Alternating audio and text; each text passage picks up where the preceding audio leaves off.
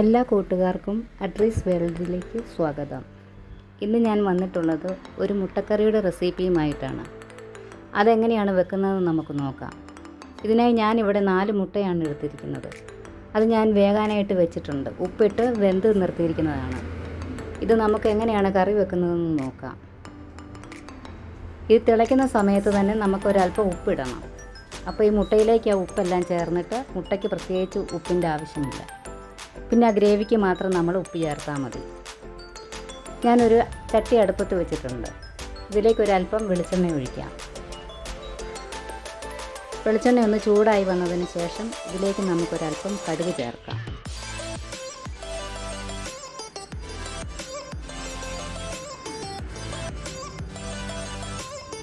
ഇതൊന്ന് പൊട്ടി വന്നതിന് ശേഷം ഇതിലേക്ക് ഞാനൊരു 4-5 ചുള വെളുത്തുള്ളി ചേർക്കുന്നുണ്ട്. അതിന് മുമ്പായിട്ട് ഒരു ചുവന്നുള്ളി ചെറുതായിട്ട് അരിഞ്ഞത് അത് ഇതിലേക്ക് ഞാൻ ചേർക്കുന്നുണ്ട്. അപ്പോൾ ചുവന്നുള്ളി നമുക്ക് ചേർക്കാം.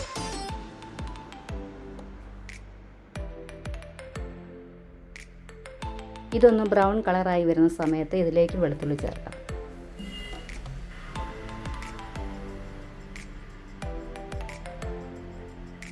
ഇതിലേക്ക് ഞാനൊരു 6-7 അല്ലി വെളുത്തുള്ളിയാണ് എടുത്തിട്ടുള്ളത്.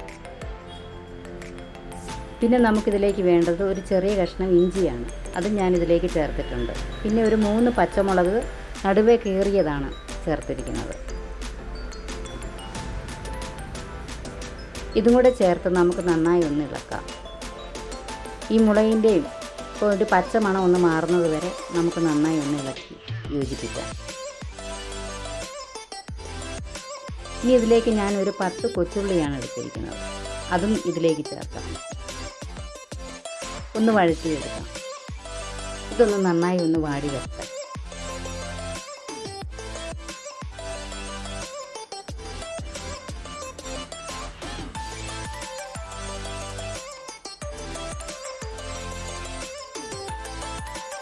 ഇതിപ്പോൾ ഒന്ന് വാടി ചെറുതായിട്ടൊന്ന് വാടി വന്നിട്ടുണ്ട്.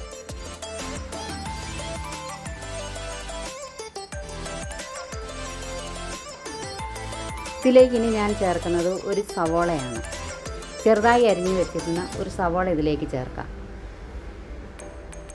ഇത് നന്നായി ഒന്ന് ഇളക്കി കൊടുക്കാം. ഇതെല്ലാം കൂടി നമുക്ക് നന്നായി വഴറ്റിയെടുക്കാം.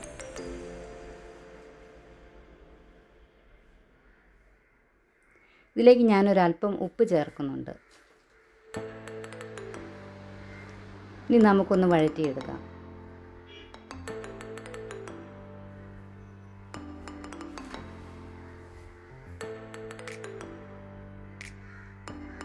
ഇതിലേക്ക് ഒരു 1/4 ടീസ്പൂൺ മഞ്ഞൾപ്പൊടി ചേർക്കുന്നുണ്ട്.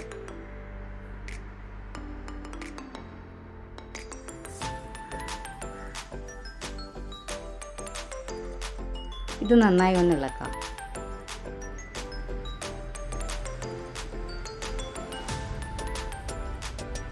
ഇതിപ്പോൾ ഒന്ന് വഴന്നു വന്നിട്ടുണ്ട്.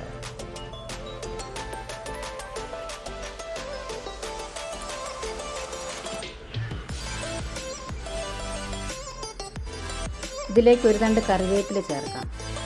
ഇതും കൂടി ഒന്ന് ഇളക്കി കൊടുക്കാം.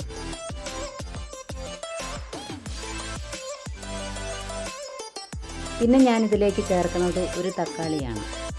പഴുത്തൊരു തക്കാളി ചെറുതായി അരിഞ്ഞത് അതുകൂടി ഇതിലേക്ക് ചേർത്ത് നന്നായി ഇളക്കാം.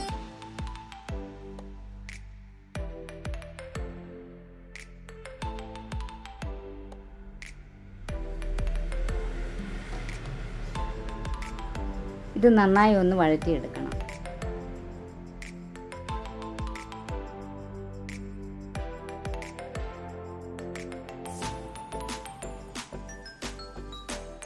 ഇതിപ്പോൾ ഒന്ന് ചെറുതായി വാടി വന്നിട്ടുണ്ട്.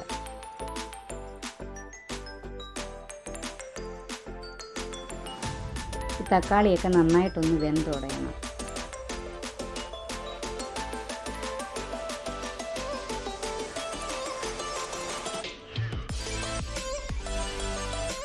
ഇതൊന്ന് മൂടി വെച്ച് നമുക്ക് വേവിക്കാം.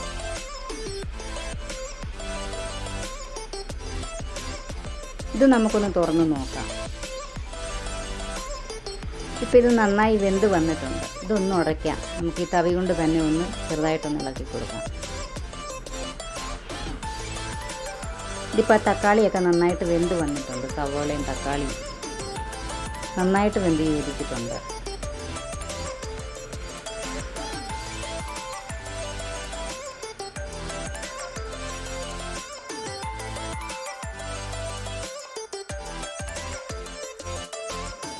ഇനി ഇതിലേക്ക് ഞാൻ ചേർക്കുന്നത് 1/4 ടീസ്പൂൺ മഞ്ഞൾപ്പൊടിയാണ്. നേരത്തെ ഞാൻ ചേർത്തിട്ടുണ്ടെങ്കിലും ഒരല്പം കൂടി ചേർക്കുന്നു. ഇനി ഇതിലേക്ക് വേണ്ടത് 2 ടീസ്പൂൺ കാശ്മീരി മുളക് പൊടി, 1/2 ടീസ്പൂൺ മല്ലിപ്പൊടി,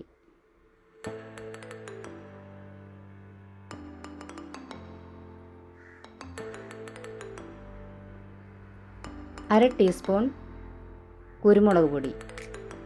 ഇതൊരിക്കലും മിസ്സാകരുത്. കുരുമുളക് പൊടി അത്യാവശ്യം വേണ്ടതാണ് മുട്ടയ്ക്ക്.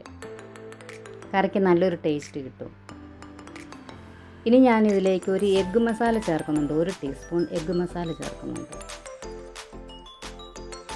പിന്നെ ഞാനിതിലേക്ക് ചേർക്കുന്നത് 1/2 ടീസ്പൂൺ പെരിഞ്ജീരകം പൊടിച്ച് വെച്ചിട്ടുള്ളതാണ്. ഇതും കൂടെ ചേർത്ത് നന്നായി നമുക്ക് ഇളക്കാം. ഇതിൻ്റെ പൊടിയുടെ പച്ചമണമൊക്കെ ഒന്ന് മാറുന്നത് വരെ നന്നായിട്ടൊന്ന് വഴറ്റി മൂപ്പിച്ചെടുക്കാം.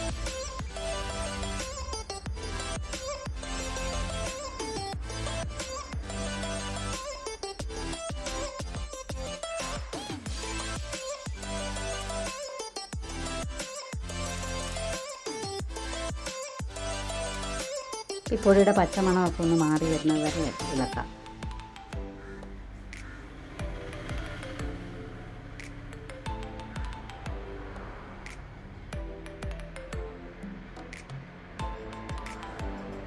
ഇപ്പോൾ ഇതിൻ്റെ പച്ചമണമൊക്കെ ഒന്ന് മാറി വന്നിട്ടുണ്ട്. ഈ സമയം നമുക്ക് അല്പം വെള്ളം ചേർക്കാം.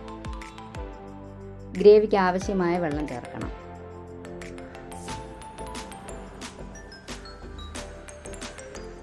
ഇനി നമുക്കിതൊന്ന് ഇളക്കി യോജിപ്പിക്കാം. ഈ ഗ്രേവിയൊക്കെ ഒന്ന് നന്നായി തിളച്ച് ഒന്ന് വറ്റി വരണം.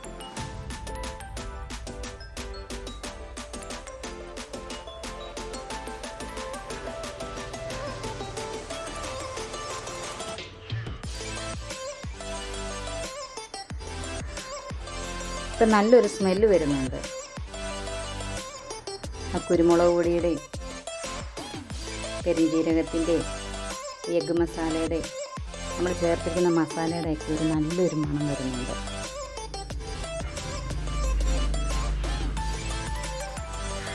ഇതിങ്ങനെ തിളച്ച് എണ്ണയൊക്കെ ഒന്ന് പൊങ്ങി വരുന്ന സമയത്ത് നമുക്കിതിലേക്ക് മുട്ട ചേർക്കണം.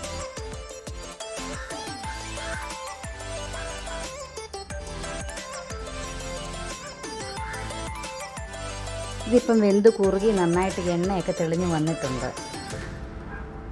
ഇതിലേക്ക് ഞാൻ വെന്ത് വെച്ചിരിക്കുന്ന മുട്ട ചേർക്കുകയാണ്. ഈ മുട്ടയൊന്ന് വരഞ്ഞ് അതിൻ്റെ സൈഡെല്ലാം ഒന്ന് വരണേ. അതാകുമ്പോൾ ഈ മസാലയൊക്കെ അതിനകത്തേക്ക് ചേർന്നുകൊള്ളും.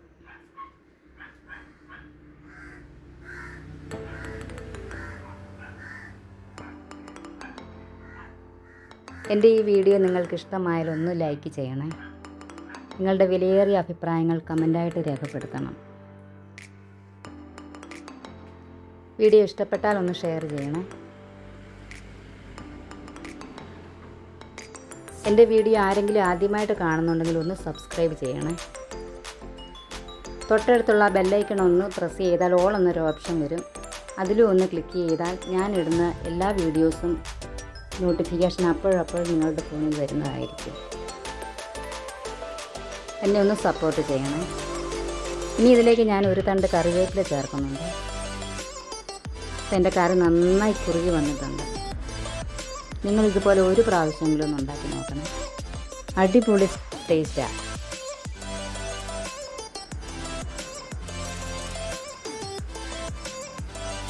നല്ലൊരു മണം വരുന്നുണ്ട്. ഇതാണ് എൻ്റെ കറിയുടെ ഫൈനൽ ലുക്ക്. വീഡിയോ ഇഷ്ടപ്പെട്ടാൽ എല്ലാവരും ലൈക്ക് തരണം, കമൻ്റ് ഇടണം, ഷെയർ ചെയ്യണം.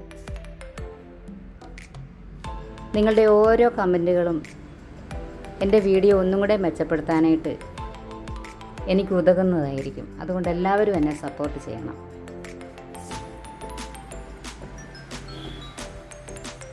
നിങ്ങളിങ്ങനെയാണ് കറി വെക്കുന്നതെങ്കിൽ ഒന്ന് കമൻ്റ് ഇടണേ.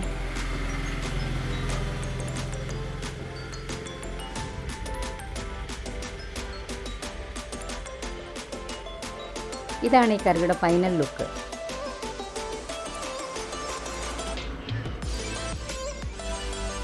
ഇത് ചോറിൻ്റെ കൂടെയും ദോശയുടെ കൂടെയും